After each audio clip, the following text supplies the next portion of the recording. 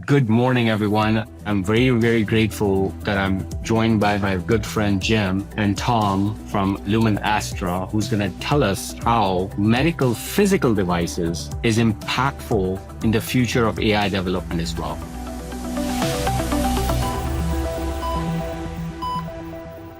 So without further ado, I'm going to let Jim reintroduce himself, then Tom. Okay, well, we're very, very excited to be here with you on a very emerging and important topic. And to give you a little overview of our company, so we founded a company just about 5 years ago, and we're very much a deep tech, as one of the terms is, company where we're using a technology that's actually very difficult. It's something that people have thought they could use to measure temperature of bodies for probably 30 or 40 years. When I first did due diligence on the technology itself, ran across some white papers and some investigations that had been done quite a few years ago. And what we're doing is we're a spin out from the University of Colorado, from the microwave lab there. And we're building a small sensor, very small sensor that can be placed anywhere in your body, and it measures internal body temperature. So for example, if I put it on the forehead, which is our first focus, we can actually measure brain temperature in real time. So isolate the brain, measure it.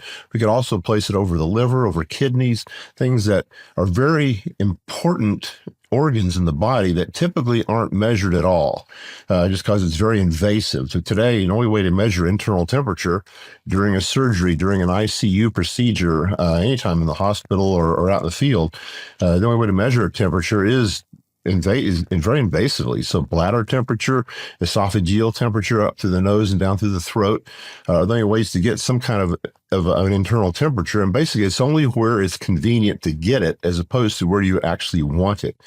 And what we found is that if you just look at cardiac surgeries and look at ICU trauma care, which Junaid is very involved with, we found there's about, just the U.S. alone, there's about 2.1 million procedures every year performed that require managing brain temperature.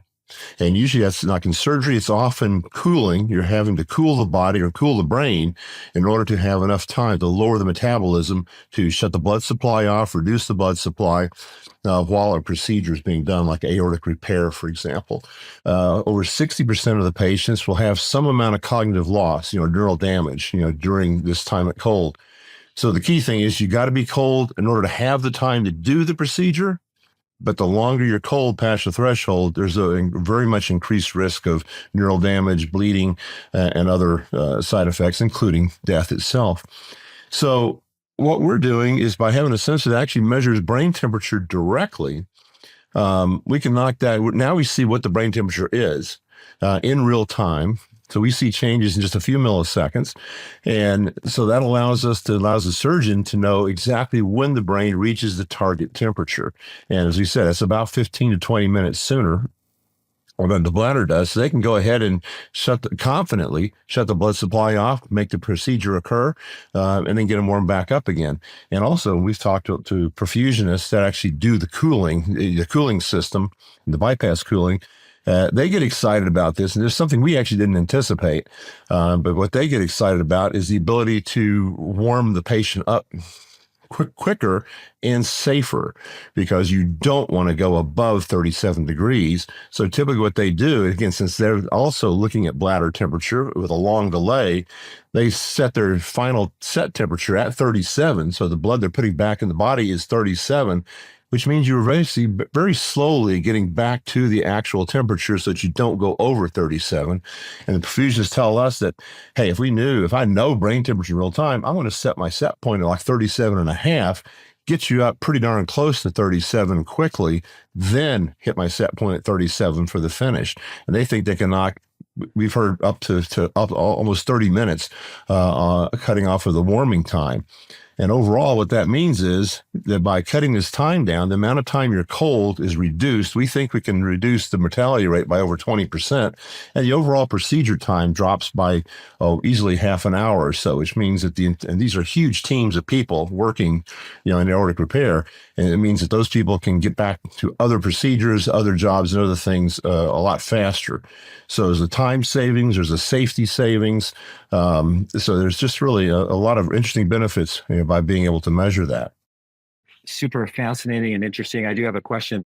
My question is, the technology itself, it sounds like it's been around a while. Why do you think it's just now that people are open to this and interested in it, or what is it in the marketplace that has suddenly created this opportunity for you to introduce this amazing technology?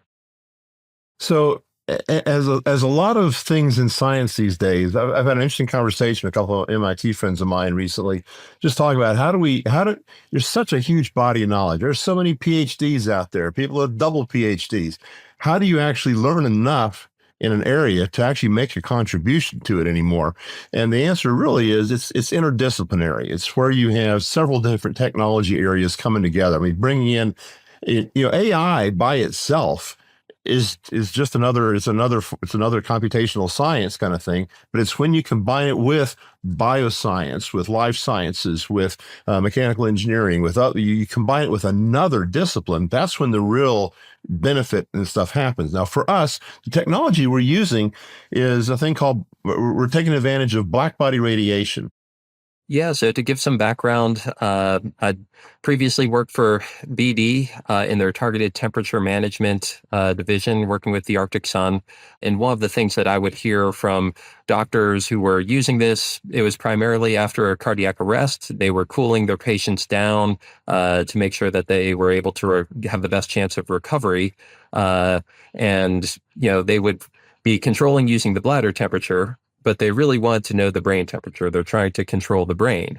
There's some controversy about targeted temperature management in terms of what is the right target temperature for these patients to reach. What's best for them? Is it 33 degrees, 36 degrees, 37 degrees, just making sure they're not getting a fever.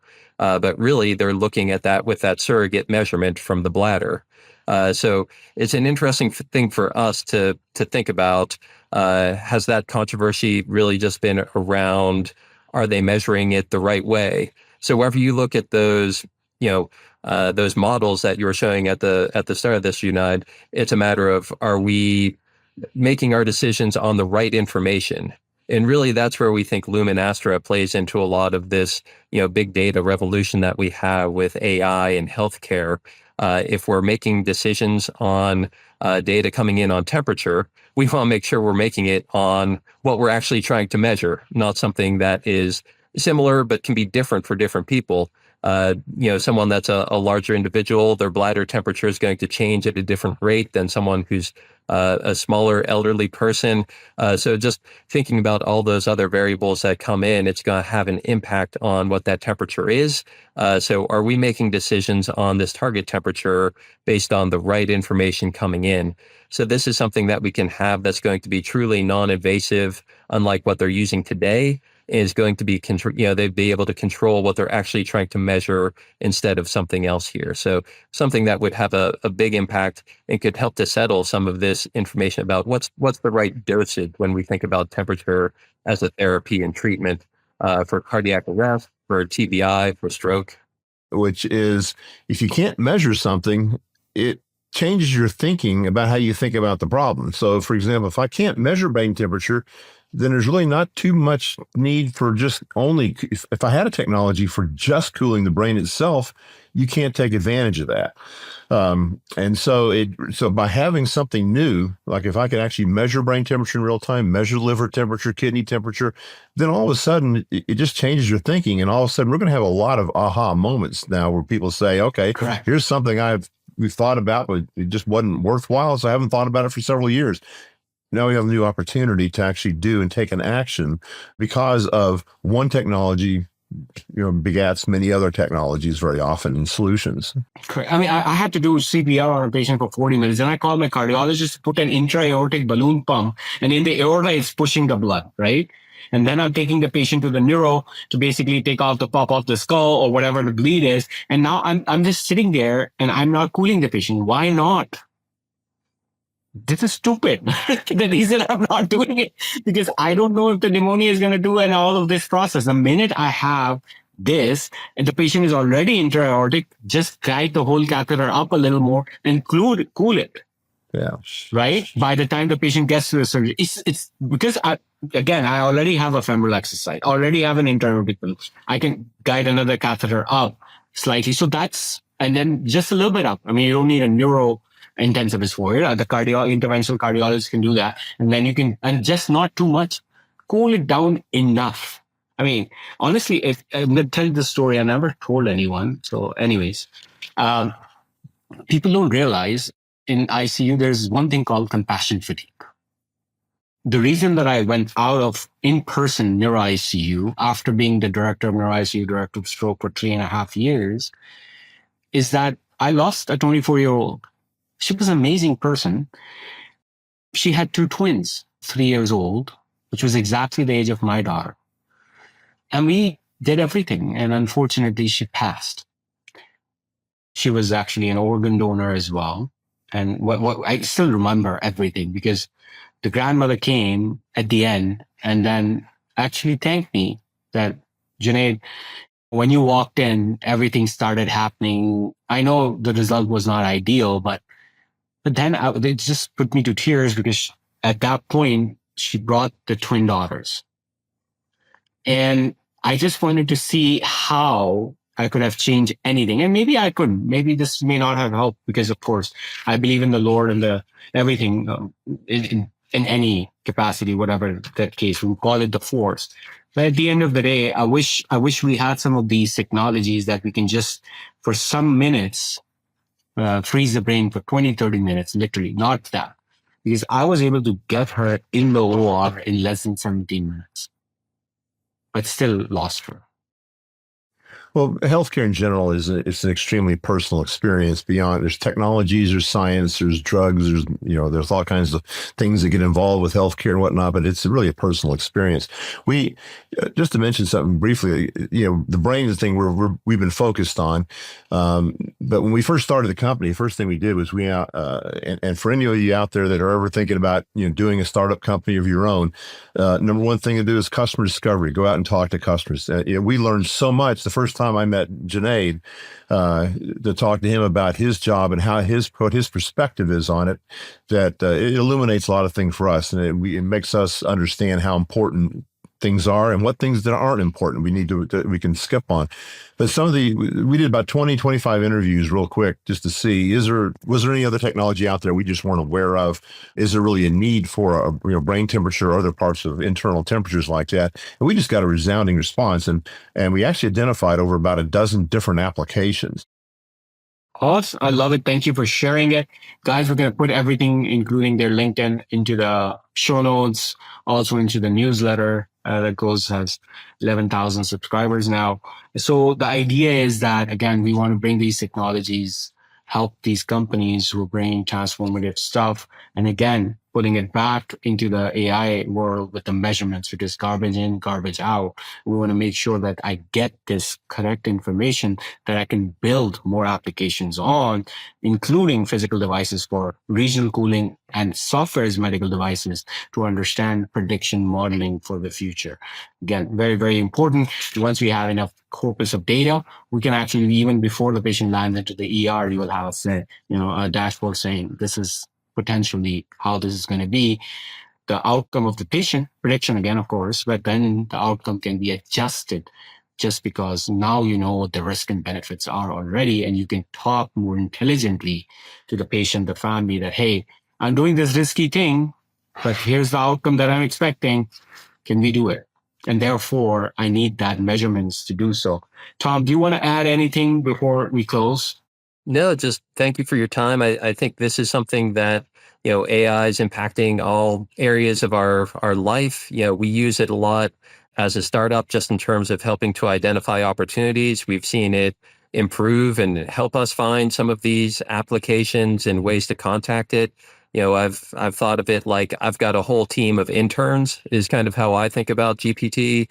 where you don't want to take it as gospel truth, but you've got all of this information that helps us take the small team that we've got and really use it to the best advantage we can. People with experience that Jim's brought together to form our team now has all of this additional power to help put everything that we put together in it. So just one of the ways that we as a small startup have been able to get to where we are today and hopefully have some rapid acceleration of our growth. So appreciate all you do, Junaid, to help get the word out about this and help to accelerate it. No, currently small. We're going to see good things coming for LumenAstra. Again, I'm always available. I just want to make sure, because I do this, I don't like to get involved into officially advisory shares, but you're always available. Let me know who you need from my contacts, anything that needs to support this mission. And again, this is both clinical and military application. So we're still going to see a lot more success, both in terms of clinical and military and commercial success as we go along. Jim and Tom, thank you so much for coming on this. We'll bring you back sometime for 5 minutes just to give us, 6-month update or 12-month update. So that way people are already know that how we are progressing in this process. And thank you very much for the opportunity. And I'd reach out to your audience and just say, hey, feel free. Junaid's going to give you contact information for us and give us a call. Sure, we'd love to have you invest in our company, but but aside from that, we really want to, like when we first met Junaid, the first thing he said is, Junaid, we want to interview you. I want to know about what you do and what your perspective is, and help us think this through, more. And so anyone out there who thinks that there's anything that this kind of an internal temperature could actually affect your job, your role in application, we'd love to hear from you. So anesthesiologists, perfusionists, ICU care, surgical care, pretty much any physician, temperature is something that's actually very vital. And so we would love to hear from you to get your opinions, your thoughts on this, and help us think through this for future applications and all.